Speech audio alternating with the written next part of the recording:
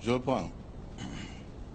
Chers compatriotes, c'est avec gravité et émotion certaine que je m'exprime aujourd'hui comme responsable politique, comme démocrate et républicain, mais avant tout comme malien.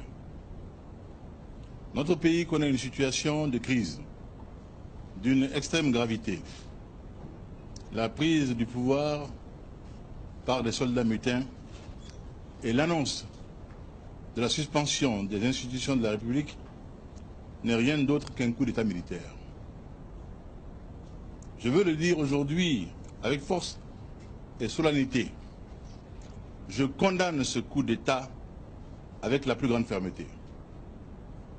À quelques jours de la commémoration de l'anniversaire de notre démocratie, le 26 mars, ce coup de force ternit l'honneur du Mali et entache gravement l'image de notre pays, jusqu'ici considéré comme un exemple en Afrique.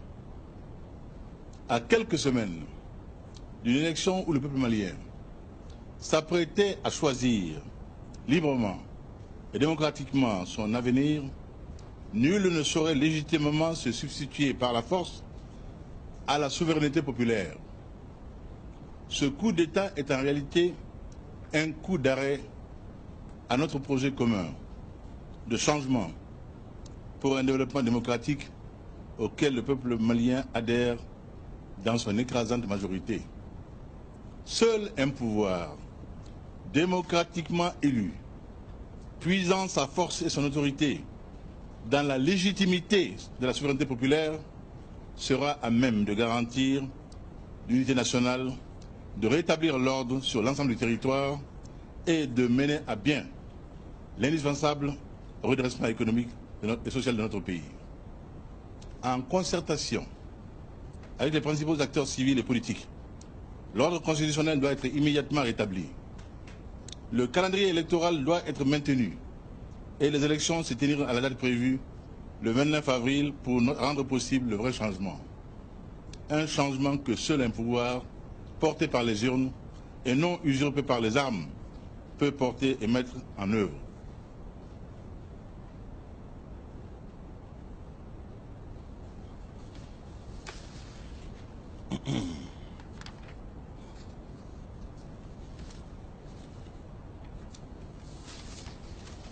Depuis plusieurs années, je n'ai cessé de dénoncer la situation dans le nord du Mali et en particulier régulièrement appelé à un redressement, à un renforcement des moyens accordés à nos forces de sécurité pour lutter contre les rebelles et les bandits qui font régner la terreur dans cet endroit de notre République. Je comprends donc le désarroi et la colère des soldats, mais l'armée doit, en toutes circonstances, garantir l'ordre constitutionnel